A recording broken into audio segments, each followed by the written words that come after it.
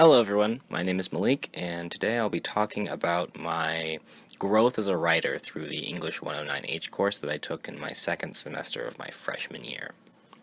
So, coming into this class, on the first day I was excited, a little nervous. I didn't know exactly what to expect because I had been in difficult English courses before, and I knew this one was going to be difficult, but I didn't know exactly what it was to expect. So, the first day, I came in with an open mind. I was very happy with my professor, Professor Bowtie. He's awesome, super cool. Even on the first day, I could tell already that I'd have a great time. Well, at least I'd have a great time with the professor because, as I learned, the course was going to be very difficult. Instead of doing tests and papers and in regular Englishy, more feeling things, we were assigned to do 4 projects, and that was the entirety of our grade, which I was open to until I learned more about the projects, because each project had to be in a different genre, and those genres were a quick reference guide, a video essay, a podcast, and a regular essay. Now, I'd only ever written professionally in an essay format, so I was completely out of my comfort zone when just thinking about doing these types of things. So, our first assignment of the class was to talk about our writing process. My writing process is considered to be like a heavy reviser. I basically, when I'm presented with a prompt, I'll just write whatever comes to my mind and then worry about making it make sense, making it grammatically correct. All those editing issues I'll do all at a different time instead of doing them kind of at the same time. No, I'll just do the whole paper and write whatever I have in my head when considering the prompt, and then I'll come back later and work through some of the more editing issues that it has. Now, I also talked about my problems with procrastination, which I've had for my entire life. So it makes that heavy reviser writing process a little bit more difficult, because what I'll do is I'll get the prompt, I'll write my thoughts, and then I'll say, okay, I'm going to come back and revise this and edit this, and then I'll procrastinate so that I can't really effectively do that. I'll procrastinate until, a couple hours, 10, 20 minutes in extreme cases, before it's due, and then I'll come back and say, okay, I just got to fix the really big problems. Any big glaring grammatical issues, just editing it to make it look like a cohesive paper. That's what I'll do instead of actually going into the thematic issues that it has, or any writing issues that it has. I won't be able to fix them because I just won't have time. See, that's definitely a procrastination issue that I've worked with and I've had to kind of work around. So our first project was a public controversy. We had to pick controversy in relatively modern times, so in the last, I think it was 10 years, he said, or I think it was in this decade, so since 2010. So I picked the FIFA controversy of 2015 and the early parts of 2016. It's actually still going on, just not as big of a deal, where a lot of big executives in the company FIFA, the soccer company, they were arrested for embezzlement and corruption and taking bribes when considering where to put the next World Cup. It was a huge deal.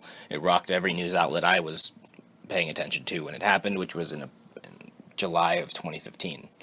So I picked that. It was applicable to my major because it's business, and that's just the very basis of executive business, being wronged, and I thought that was very appropriate for what I was doing. So I chose it and I started going. Now, I was very worried because I didn't know what to do, and the basis of what we did was all in the blog posts. Now, I have no love for the blog posts we did early because they were long, they were hard, and they were a lot of work. They were honestly one of the most tedious homework assignments I've ever had because it was just a lot. It was just hours and hours of work.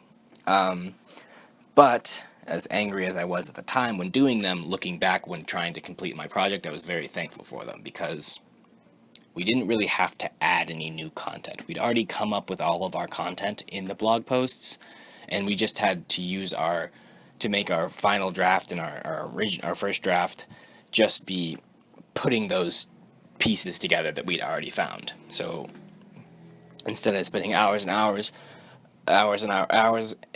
hours and hours of getting information, getting sources, stuff like that, we'd already done that through the weeks, and now we were in a place where we could make a draft out of that information.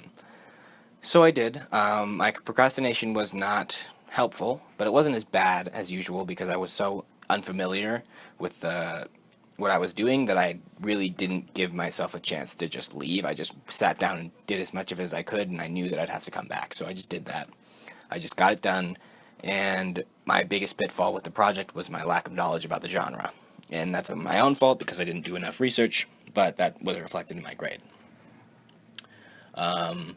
So at the end of that, I was very nervous about what to do for the next project, because I had picked the QRG because I thought it would be easy, and I was completely wrong. So I couldn't imagine how hard a video essay or a podcast would be. So looking forward in the semester at that point, I was not in a very good place. I was hoping that the blogs would become shorter, I was hoping the project would become easier, and I was just hoping that I could pass the class.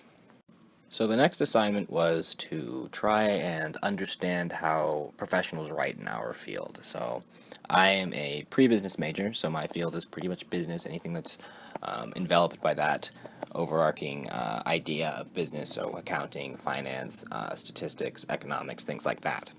So what I did was, or what we had to do was, we had to schedule interviews with professionals, and that was very much the scariest part of this project because I didn't know what to do. I'd never done anything like that, and the thought of reaching out to my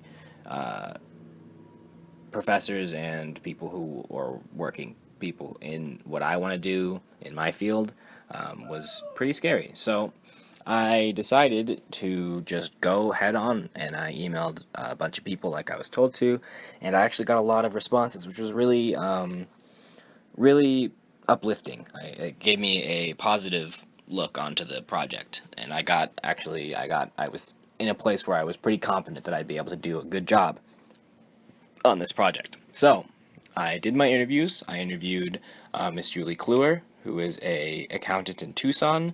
I interviewed Professor Ryan Williams, who is a professor here at the University of Arizona. I interviewed Professor Stephen Reff, who is a professor here at the University of Arizona, and I interviewed Mr. Jeff Welter, who is a admissions worker here at the University of Arizona. So I got 4 interviews, and we were required to get 2. So I got a lot of information to work with to put together a good project. So I was excited at this point. And this is where the procrastination came in. So I was like, all right, I'm ready. I'm good. I got my blog post done. I got all my information. I'm ready. And when the draft came, I'm like, okay, I'll just do a transcript for my video essay, because I was planning on doing a video essay in this one. Or no, it was a podcast. I was planning on doing a podcast. So I was like, I'll just do the transcript, and then I'll do a podcast for my final. And because I'm obviously in a podcast right now, that didn't work out. Because when the final came, I realized that I didn't have the time or the materials I needed to actually make a good podcast. So I just decided, screw it, I'm going to go and do a standard essay. And I kind of want to do the standard essay for the third project, but I didn't really have a choice. So that was unfortunate, and that was the biggest issue with procrastination that came up this year, was definitely that one. But however, I did do a fairly good job because I have done essays before, so I was very comfortable with it, and I had good information, so that reflected in my grade positively. So I'd say that the second project was kind of me getting like, you know what, I can do this. I can do this, and my writing process, although it's got its flaws, can put out a good piece of writing. And that was a good thing for me at the middle of the semester to understand and to learn. And I kind of think that it helped bolster me through the rest of the semester. So the last project that we had to do was a public argument, which this is the only project that I've actually been excited about because I love arguing. And I think that learning how to make a public argument is something that is vital to anyone who wants to write for the rest of their lives. So I chose the public argument about the $15 minimum wage increase.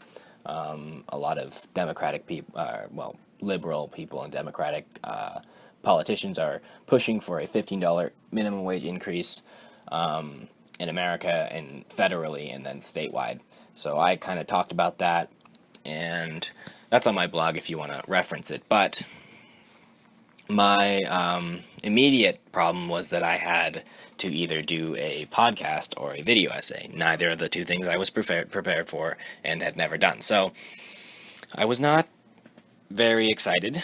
I thought that I would do poorly, and I was very nervous. But I just said, okay, let's go through it. Let's do the blog posts. Let's get ready. And the information came to me very fast, very quickly. It was easy to find, and I already knew what I was arguing about. So that was the easiest part of the project, was getting information, getting my argument built, and getting what I wanted to say in either my podcast or video essay on paper and easily accessed while I was talking about it. So I decided to do a video essay, and I'd never done it before. I was very nervous, and I just jumped into it on the Saturday before it was due, because I did present a transcript for my draft, because I didn't have the video, like the actual video components with me at the time, so I didn't get those into the next week. And on Saturday I told myself, you know what, you cannot procrastinate here, because you will fail this class if you fail this project. So I got my head into it, and I did it, and I did almost the whole thing. It was a new experience for me, and I looked up YouTube tutorials, and I looked at my peers' work, and I came up with something that I thought was a good reflection of a video essay.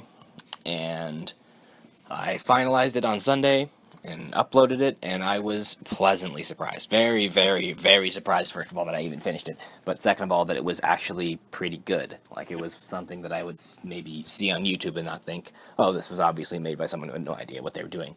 In fact, I look at it and say, you know, this was pretty well made, which is why I was so happy with it.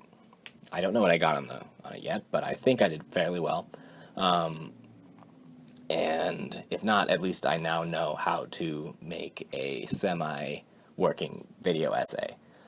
With the editing, all that stuff that I'd never done before, I went on through it and I did it. And that was very important for me building as a writer.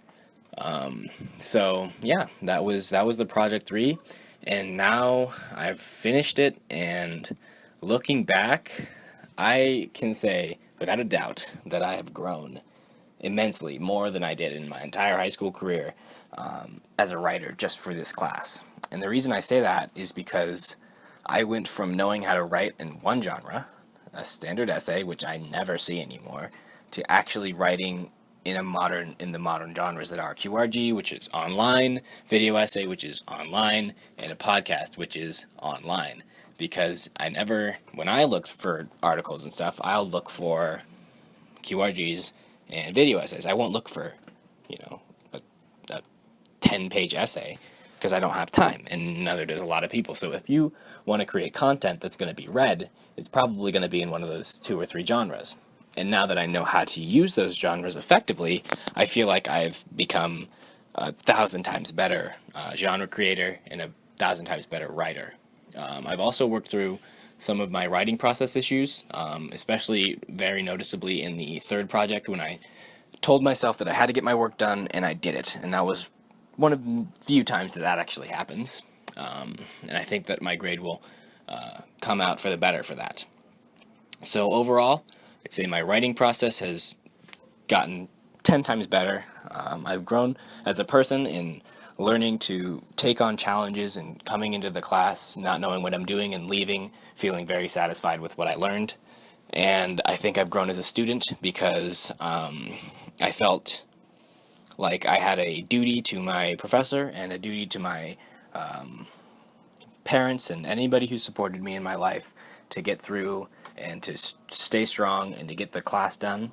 And I think that's really delves into my what it really delves into my purpose of why I write and why I go to school and why I try to do so well is to make the people around me proud.